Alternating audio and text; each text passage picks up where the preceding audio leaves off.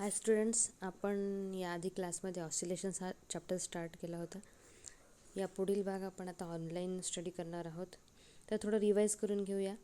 Linear simple harmonic motion आपण बघितलं आहे की what is linear simple harmonic motion. त्यालाच आपण डिनोट करतो SHMनी, शॉर्ट फॉर्मनी. लिनियर सिम्पल हार्मोनिक मोशन हे असं मोशन आहे की directly proportional toward the mean position, directly proportional to the displacement, and its direction is toward the mean position. Okay, त्यामध्ये आपण डिस्टोरिंग फोर्स बघितला होता. F is equal to minus kx. Restoring force is denoted by F given by minus kx, where k is the force constant and x is the displacement. Okay, आपण जेव्हा SHMचं simple harmonic मोशनचं differential equation derive केलं त्यामध्ये आपण put केलं होतं की upon m is equal to omega square, where omega is equal to under root k upon m and omega is the angular frequency. Then we also find out the equation of displacement, that means x is equal to a sin omega t plus phi. As SHM means that sinusoidal simple harmonic motions, displacement, velocity as well as acceleration are expressed in terms of the sine or cosine waves. So x is equal to a sin omega t plus phi, where phi is the phase constant. And if we differentiate this displacement, then we get the expression of velocity. That means v is equal to dx upon dt. Differentiate with respect to t. x ला जर आपण differentiate केलं, sine थीटाचं differentiation cos theta, therefore a sine omega टीचं differentiation मिळेल a cos omega t plus phi. And differentiation of this bracket, that means omega t plus phi is equal to omega.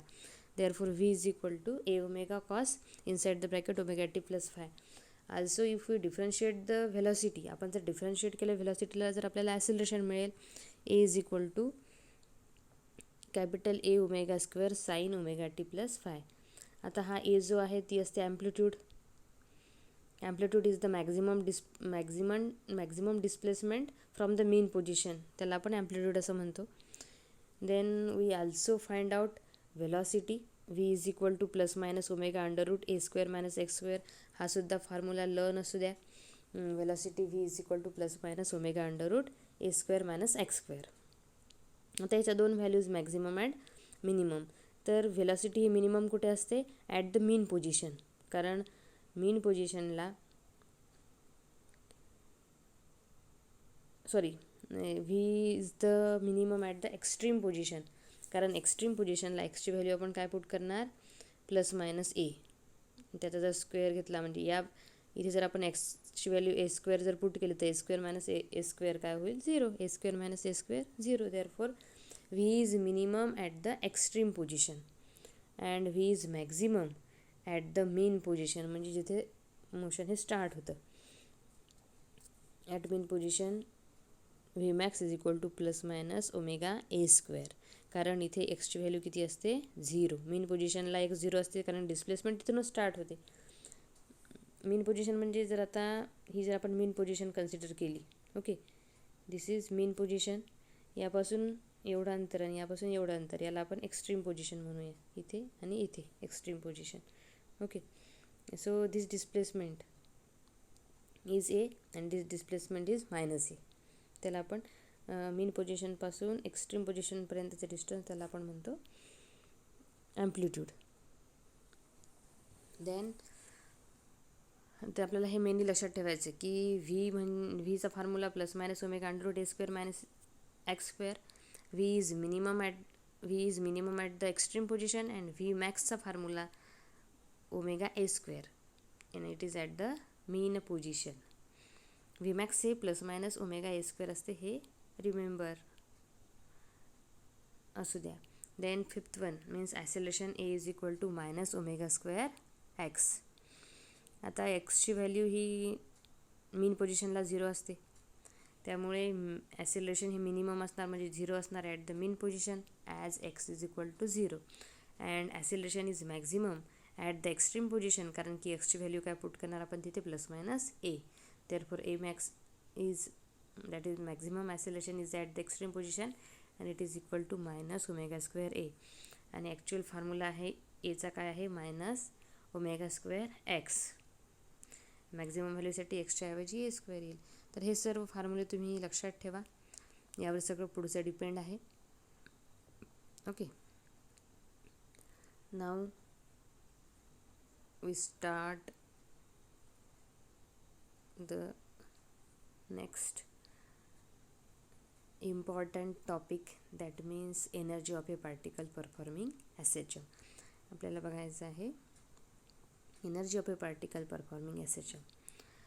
आता बघा, जेव्हा particle हा linear SHM perform करेल त्यामुळे त्या ठिकाणी त्याला कायनेटिक एनर्जीसुद्धा असणार आहे. While performing an SHM a particle possesses speed, त्याला स्पीड असणार आहे. हेन्स कायनेटिक एनर्जी त्याला असेल, असणार आहे.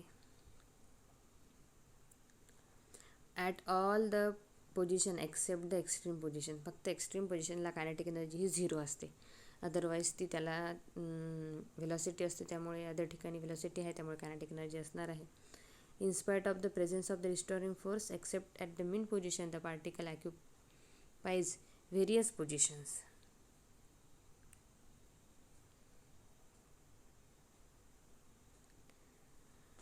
This is an indicate that work is done. प्रत्येक ठिकाणी पार्टिकल हा वेगवेगळ्या पोझिशनला असणार आहे.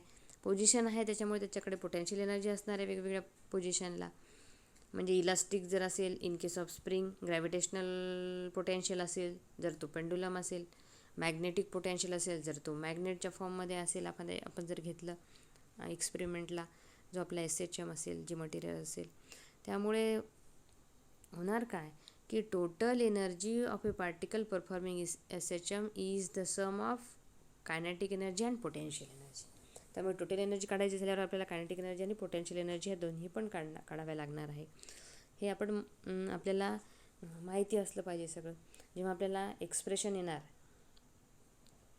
Means expression for the energy, expression for the energy of a particle असं जर आलं तर आपण सुरुवात करायची कन्सिडर नंबर 1 पासून. Number 1, consider a particle of mass m performing a linear SHM along path mn. हा mn हा पाथ आहे. अबाउट द मीन पोझिशन, ही त्याची मीन पोझिशन आहे.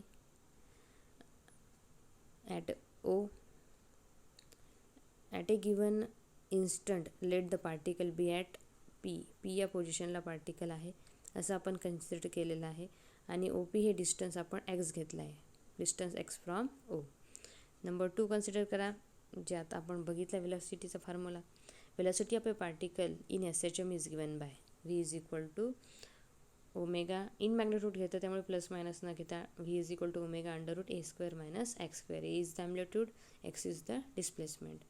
आपण त्याला असंही लिहू शकतो in the form of cosine A omega cos inside bracket omega t plus five. याला आपण इक्वेशन नंबर 1 म्हणूया. हे आपण कसं काढलं तर आधी तुम्हाला सांगितलं की एक्सची व्हॅल्यू ही असते, त्याला डिफरन्शिएट केलं तर आपल्याला हे मिळते. ओके, परत तुम्हाला माहितीसाठी म्हणून मी ते काढलं आहे. इक्वेशन 2मध्ये आपण मेन्शन केलेलं आहे की व्हेलॉसिटी कशी आहे, किती आहे. देन थर्ड पॉईंटमध्ये आपण सांगणार आहोत की दस द कायनेटिक एनर्जी, की जी कायनेटिक एनर्जी आहे ती असेल kinetic energy is equal to half m omega square a square minus x square.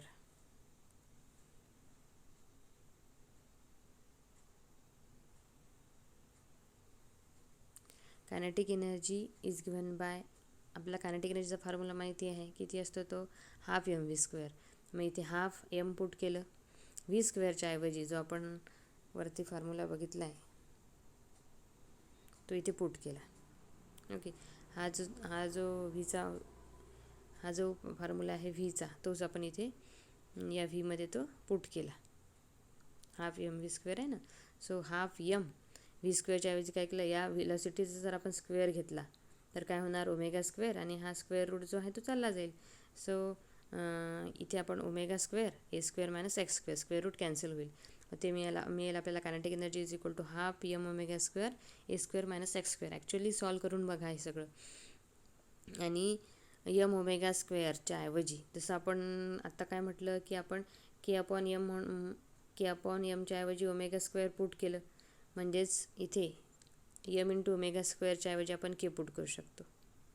Okay, m omega square means k इथे आपण पुट केलं तर आपल्याला मिळालं kinetic energy is equal to m omega square म्हणजेच काय तर के, हे लक्षात ठेवायचं. So half m omega square a square minus x square, याच्याऐवजी आपण काय लिहू शकतो, half k a square minus x square. फक्त यम ओमेगा स्क्वेअरच्या ऐवजी आपण इथे के लिहिलं आहे. This is the kinetic energy of a displacement x. यालाच आपण काय म्हणणार, kinetic energy of a displacement at x. हेच तुम्हाला परत जो फॉर्म्युला मी हा लिहिलेला आहे तोच फॉर्म्युला इथे दिला आहे, हाफ एम व्ही स्क्वेअर, आणि इथे व्हेलॉसिटी ही पुट केली इथली a omega cos square omega t, पण त्याचा स्क्वेअर घेतला a square cos square omega t, हे एक इक्वेशन काढलं आणि यम ओमेगाच्या ऐवजी के लिहिलं. So kinetic energy is equal to half k a square cos square omega t plus 5. म्हणजे इक्वेशन 2 किंवा इक्वेशन 3 या दोन्ही फॉर्ममध्ये आपण व्हेलॉसिटीला लिहू शकतो. ओके, नाव आपण कायनेटिक एनर्जी आता काढली. आता आपल्याला काढायची आहे पोटेन्शियल एनर्जी. त्यासाठी मग आपण पोटेन्शियल एनर्जी काढण्यासाठी आपण घेत आहोत बघा नंबर 4, द रिस्टोरिंग फोर्स. आता आपण पोटेन्शियल एनर्जी आपण in the form of work done काढणार आहोत. ओके, सो वर्क डन म्हणजेच काय, फोर्स इंटू डिस्प्लेसमेंट. मग आपण सुरुवातीला फोर्स घेऊया. नंबर 4 बघा, restoring force F is equal to minus k x. Restoring force acting on a particle at point P is given by F is equal to minus kx, where k is the force constant. Suppose that the particle, आता आपण बघत आहोत particle further आपण जर displace केला for इन्फायनेटिसिमल displacement dx, फक्त short displacement घेतलं dx against that restoring force, against the restoring force आहे म्हणून त्या डिस्प्लेसमेंटला फक्त आपण इथे मायनस dx घेणार आहोत. द एक्सटर्नल, याला नंबर 5 द्या, the external work done dw during this displacement is given by, work done म्हणजे काय, force into displacement against the restoring force आहे म्हणून त्याला मायनस साईन घेतली. डी डब्ल्यू is equal to F into d x, तर F into आपण इथे मायनस डी एक्स घेतलं. आपल्याकडे एफची व्हॅल्यू आहे ही, f is equal to minus k x, ती इथे पुट केली. F is equal to minus k x आणि हा minus d x, minus minus plus होईल आणि ती टर्म कोणती होईल, k into x into d x. त्यामुळे डी डब्ल्यू किती मिळाला आपल्याला, के एक्स डी एक्स. आता या के एक्स डी एक्सला ही जर आपलं डी डब्ल्यूची व्हॅल्यू मिळेल, आपल्याला टोटल वर्क डनसाठी काय करावं लागेल, त्याचं इंटिग्रेशन घ्यावं लागेल. मग आपण घेतलं for total integration from 0 to P, म्हणजे 0पासून एक्स एवढं डिस्प्लेसमेंट जर झालं तर डी डब्ल्यूची व्हॅल्यू वरची इथे पुट केली, ही जी आहे के एक्स डी एक्स ती इथे ठेवली. के एक्स डी एक्स इंटिग्रेशन घेतलं, के कॉन्स्टंट आहे तो बाहेर काढला. बुकमधल्या थोड्या स्टेप मी इथे तुम्हाला पेनाने लिहिलेल्या दिसतात बघा. के हा बाहेर काढला इंटिग्रेशनच्या कॉन्स्टंट असल्यामुळे, integration from 0 to x x d x, आणि तुम्हाला माहिती आहे integration of x d x काय होईल, एक्स स्क्वेअर अपॉन 2. मग तो लिहिला half k x square. Okay, this is the work done. आणि you know that this should be the potential energy means p e of a particle at a distance s, कारण work done is stored in the form of potential energy, म्हणून मग आपण घेतलं therefore PE is equal to half kx square. परत we know that k means m omega square, k च्या ऐवजी आपण m omega square लिहू शकतो, half m omega square x square. याला इक्वेशन नंबर 4 दिलं. ही झाली पोटेन्शियल एनर्जी. आपण त्याला इन द फॉर्म ऑफ साईनसुद्धा लिहू शकतो, म्हणजे फक्त इथे के एक्सची जी आपण व्हॅल्यू लिहिली होती ना, a sine omega t plus 5, ती इथे पुट केली आणि एक another form of potential energy इथे काढला आहे, त्याला नंबर 5 म्हटलं. Now you know that number 8, you know that the total energy is the sum of kinetic energy and the potential energy. मग दोघांची ॲडिशन घेऊ की e is equal to k e plus keep,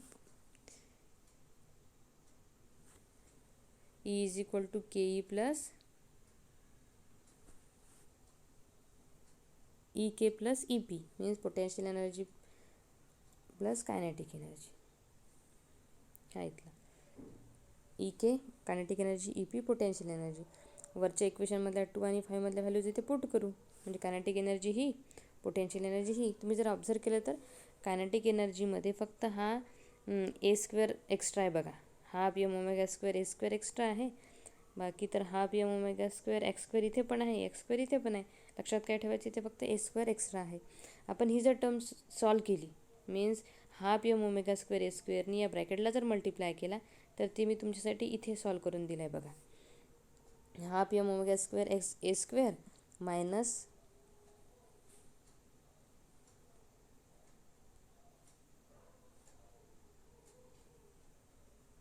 sorry for disturbance, हे इथे solve केलं आहे बघा.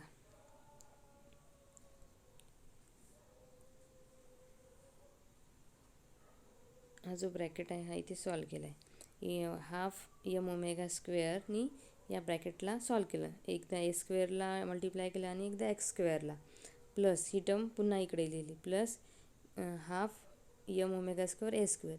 यामधली half m omega square x square ही मायनस टर्म आणि ही प्लस टर्म कॅन्सल केली. आपल्याकडे राहिलं फक्त half m omega square a square जे आपण इथे लिहिलं आहे. आणि एम ओमेगा स्क्वेअरच्या ऐवजी आपण के लिहू शकतो. Okay, so half m omega square a square किंवा हाफ के ए स्क्वेअर. आता बघा यम इथे यम ठेवला आहे. फक्त ओमेगा स्क्वेअर ए स्क्वेअर याचा अर्थ व्ही मॅक्स असतो, हे आपण बघितलं आहे. मॅक्झिमम व्हेलॉसिटी व्ही मॅक्स किती असते, v max is equal to omega square a square. Okay, plus minus असते ती ओमेगा स्क्वेअर ए स्क्वेअर. तर इथली ओमेगा स्क्वेअर ए स्क्वेअरच्या ऐवजी आपण याला काय म्हटलं, व्ही मॅक्स. म्हणजेच टोटल एनर्जी जी घेतली ती काय आहे, half m into v max square. This expression gives the total energy of a particle at point P. आता या जर आपण बघितलं तर यम झालं किंवा ओमेगा झालं किंवा ए झालं, हे सगळ्या काय आहेत, कॉन्स्टंट टर्म आहेत. त्यामुळे आपण म्हणू शकतो की एनर्जी जी आहे ती कॉन्स्टंट असते. It is independent of x and t. डिस्प्लेसमेंटवर किंवा टाईमवर ते डिपेंड नाही आहेत. In other word energy is conserve असं आपण म्हणू शकतो. कॉन्स्टंट असते किंवा कन्झर्व असते. आता आपल्याला माहिती आहे आपण ओमेगा जो आहे in the form of frequency लिहू शकतो. N is the frequency of the oscillation in simple harmonic motion, therefore omega is equal to twice by n. हा सुद्धा फॉर्म्युला आपल्याला माहिती आहे. तर तो आपण आपल्या इक्वेशनमध्ये पुट केला. Half m omega square a square आहे की नाही आपल्याकडे, ओमेगाच्या ऐवजी टॉईस बाय एन जर आपण पुट केलं आणि स्क्वेअर जर आपण अप्लाय केला, 2 गेट कॅन्सल. या 2चा स्क्वेअर मीन्स 4, देन 2 आणि 4 मधला 2 एक राहतो. Twice pi square n square a square upon m. किंवा एन म्हणजेच काय असतं, 1 अपॉन टी, म्हणजे reciprocal of the time is the frequency. मग इथे एनच्या ऐवजी काय पुट केलं, 1 अपॉन टी. एन स्क्वेअर आहे म्हणून 1 अपॉन टी स्क्वेअर पुट केलं. तर आपल्याला हे सुद्धा एक इक्वेशन मिळू शकतो in the form of periodic time, किंवा हे एक expression of the energy in the form of frequency. या सर्व इक्वेशन्सवरून आपण सांगू शकतो की इथे यम आहे म्हणून directly proportional to the mass. A square आहे म्हणजे directly proportional to the square of the amplitude. N square आहे म्हणजे energy is directly proportional to square of the frequency. आणि इथे टी अपॉनला आहे म्हणून energy is inversely proportional to the square of period. हे सगळं आपल्याला इथे सांगितलेलं आहे. ह्या गोष्टीसुद्धा विचारतात तुम्हाला. क्वेश्चन असाही विचारला जाऊ शकतो की show that energy in the linear system is directly proportional to square of the amplitude, किंवा directly proportional to square of the frequency, किंवा inversely proportional to the square of the period. तर ह्या सगळ्या गोष्टी आपल्याला माहिती असल्या पाहिजे. उलटसुलट प्रश्न विचारले तरी ते आपल्याला सॉल्व करता आले पाहिजे. हे झालं तुमचं expression for the energy in the linear system. आता काही एक्स्ट्रा स्पेशल केसेस आहेत त्यावरही एखाद्या 2 मार्काचा प्रश्न विचारला जाऊ शकतो, ते सुद्धा आपण बघूया. स्पेशल केस बघा.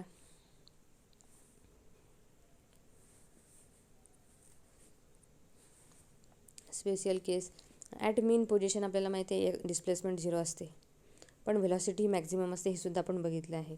आणि म्हणूनच एनर्जी ई जी आहे, टोटल एनर्जी म्हणजेच कायनेटिक एनर्जी असते ॲट द मीन पोझिशन, आणि तिची व्हॅल्यू असते ½ m² कारण पोटेन्शियल एनर्जी यावेळी किती आहे 0, कारण एक्स हा 0 असतो. तिथे फक्त टोटल एनर्जी म्हणजे कायनेटिकच एनर्जी असते ॲट द मीन पोझिशन. काय लक्षात ठेवायचं आहे आपल्याला, मीन पोझिशनला डिस्प्लेसमेंट 0 असते, त्यामुळे पोटेन्शियल एनर्जी 0. कायनेटिक एनर्जी असते आणि ती मॅक्झिमम व्हेलॉसिटी असते मीन पोझिशनला, म्हणून टोटल एनर्जी ही कायनेटिक एनर्जीच असते at the mean position. Then at extreme पोझिशनला बघा, व्हेलॉसिटी ऑफ द पार्टिकल 0 आहे. व्हेलॉसिटी 0 म्हटल्यावर तिथे कायनेटिक एनर्जी 0 होऊन जाणार आहे. कुठे, ॲट एक्स्ट्रीम पोझिशनला कायनेटिक एनर्जी 0 असणार आहे. मग जी काही टोटल एनर्जी आहे ती म्हणजेच काय असणार आहे, पोटेन्शियल एनर्जी, आणि it is equal to ½ m² इथे पोटेन्शियल एनर्जीमध्ये एक्सच्या ऐवजी काय येणार, ए, कारण at extreme position x equal to ±a.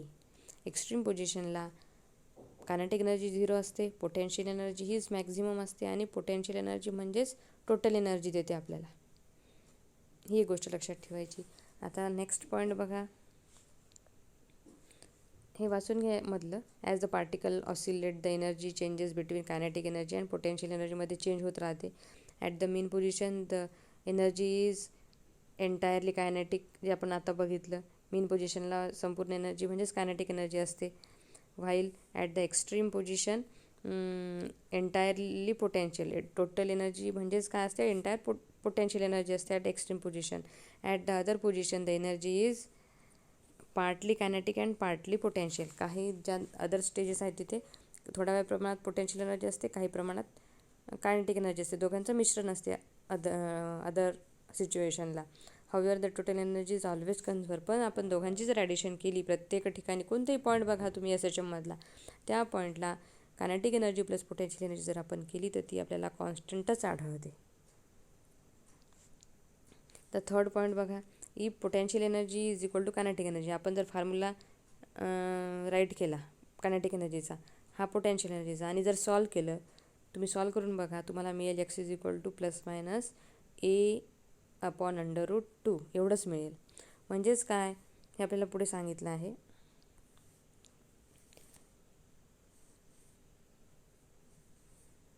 याच फॉर्म्युल्यावरून हे सांगितलं आहे. जी सिच्युएशन आपण आत्ता इथे बघितली ना, की x is equal to ±a/√2 जर आपण पुट केली तर आपल्याला काय मिळतं बघा. At x equal to ±a/√2 kinetic energy is equal to potential energy is equal to half of the total energy. म्हणजे या पोझिशनला म्हणजे डिस्प्लेसमेंट हे हाफ असेल, डिस्प्लेसमेंट हे 1/√2 टाईम्स असेल ॲम्प्लिट्यूडच्या, हाफ नाही आहे, 1/√2 टाईम्स ऑफ द ॲम्प्लिट्यूड आहे बघा. या ठिकाणी जर